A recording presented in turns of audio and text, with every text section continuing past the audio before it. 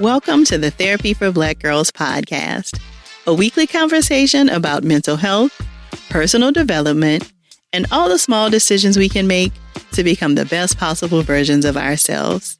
I'm your host, Dr. Joy Harden Bradford, a licensed psychologist in Atlanta, Georgia.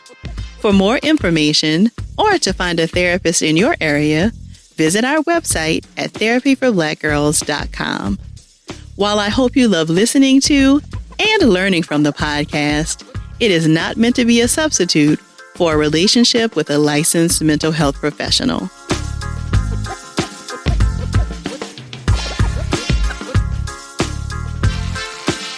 Hey y'all, thanks so much for joining me for session 447 of the Therapy for Black Girls podcast.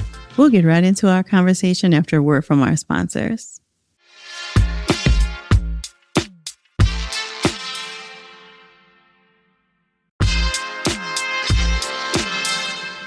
Friendships are a lifeline for us.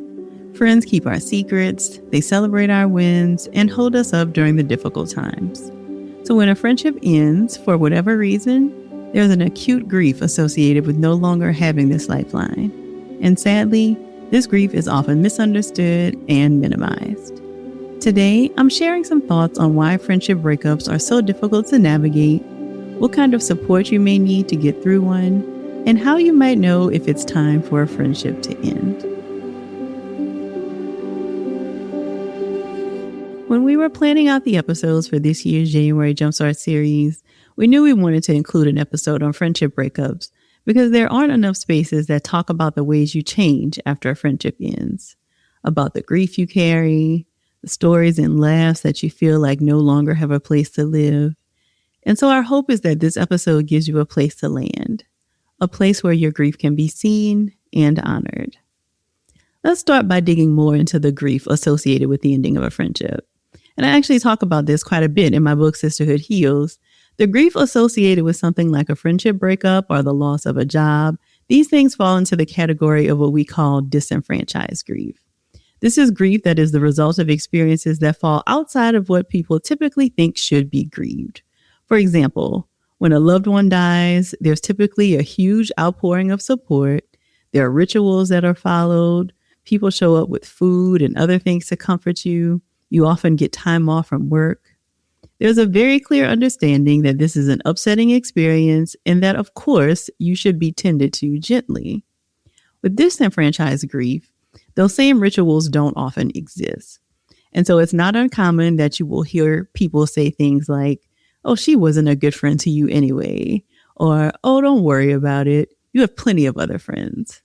Well, even if those things are true, it doesn't actually help the person who is currently feeling devastated that they no longer have the same connection they once did to somebody who's been very important in their lives.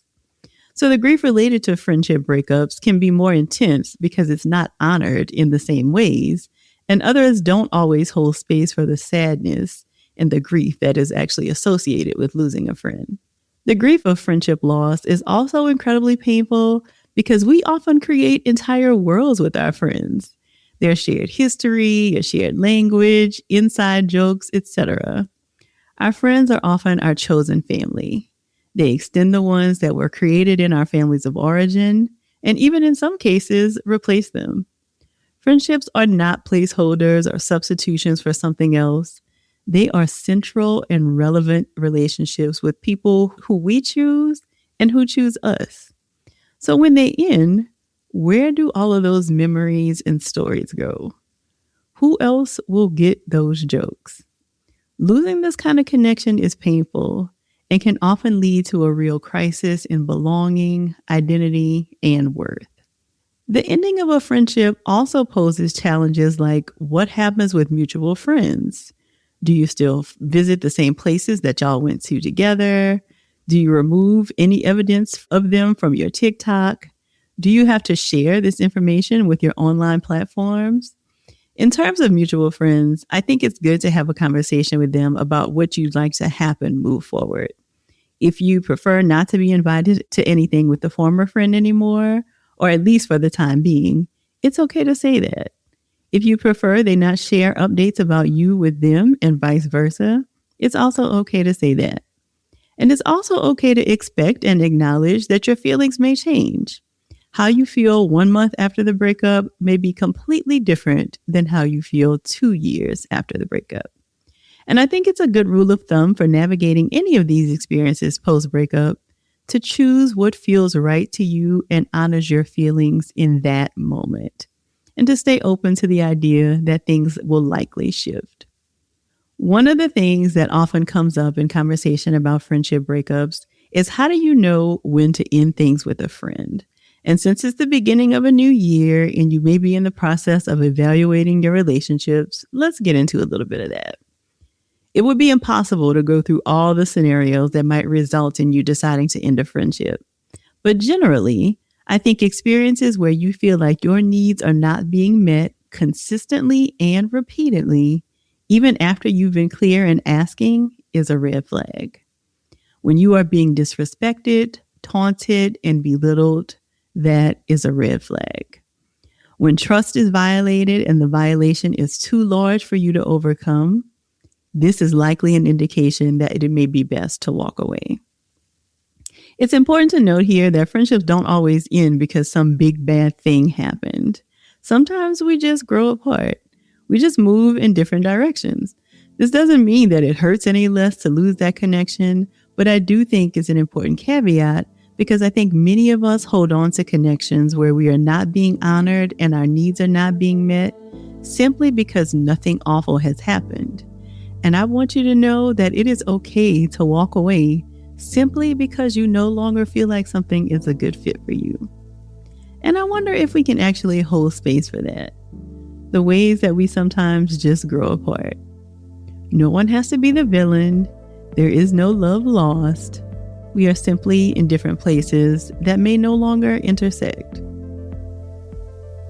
Some signs that a relationship actually may be worth repairing are: one, if sincere apologies are offered for any wrongdoing, or if the rupture is caused by a life transition, something like a new child, a move, a new job. These kinds of things often uproot our sense of normalcy in a way that's really upsetting, but it can also be really joyous. And so I think we get confused and don't always have the words and the language to talk about how we're feeling in these moments. And so we don't know how to say, I miss you, even though I know baby needs all of your attention right now. I think that those kinds of ruptures can be repaired, and friendships can actually be stronger on the other side if all parties are committed to actually hearing each other.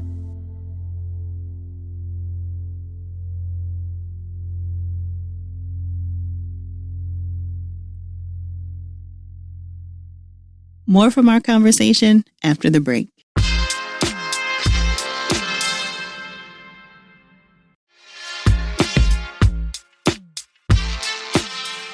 Now that we've talked about the grief related to friendship breakups and how to know if you need to end one, we also have to take a very close and long look at ourselves in relationships and how our own stuff shows up in our friendships. Are we someone who gives and gives without ever asking for support and then becomes resentful? Are we someone who gets jealous if a friend makes a new friend and now we don't feel like there's any longer a place for us? Are we someone who makes romantic love central in our lives, leaving our girls to feel left out and unimportant? Because relationships involve multiple people, when they end, it's important to look at what role we played in the relationship and how we might want to show up differently in the future, if at all. Not as a way of shaming ourselves or placing blame, but as an honest assessment of who we were in that relationship. There are things about ourselves that we may not even know about ourselves until it is revealed in the confines of a relationship. Maybe we did way too much sacrificing, or maybe we struggled to assert ourselves and ask for what we needed. Maybe we took up too much space and didn't show up in the ways we had hoped we would. Maybe we've been taught that conflict is a dirty word and that at the first sign of a disagreement, we have to get out. All of this is valuable information to know about ourselves that can actually help inform how we show up in relationships in the future. So what happens next? The friendship has ended, and maybe you still feel conflicted because you don't know exactly why it ended. This is often difficult because our mind wants to make sense of things. A plus B equals C. So it may feel difficult to move on without this closure, but the truth is that oftentimes closure is something we have to give ourselves. That means crying it out when you feel like you need to, leaning on supportive people who don't make you feel silly about the friendship breakup. Maybe that's other friends, maybe it's a therapist, but it needs to be someone. Healing is not meant to happen alone. Ask for the support that you so readily offer to other people. And when you're ready, there will be new friends. Much like with a romantic breakup, in the thick of it, you can't imagine you'll ever love again. But you do, and you will. It's important to know that all the new people who come into your life won't necessarily hurt you or disappoint you, and that even if that next friend is not your new BFF, you have the resources and support to deal with disappointment and rejection. You're now armed with new information about who you are, about what you desire in a friend, and about what you would like friendship to feel like. As painful as it is, and you may not be here yet, there are new people to choose and new people who will choose you. If you're currently experiencing the loss of a friendship, I want you to know that you are not alone and that the grief you're feeling is valid. Something that may help is taking some time to write a letter to this former friend, sharing all the things you feel like have been left unsaid. What apologies do you want to offer? What apologies do you feel like you are actually owed? In what ways do you feel like you failed to show up? In what ways could they have showed up more? What lingering questions do you have? What would you want to say or know if you could have one final conversation with this person? Now, this is not a letter that you will send. This is simply an exercise for you to get clearer on what you're actually holding.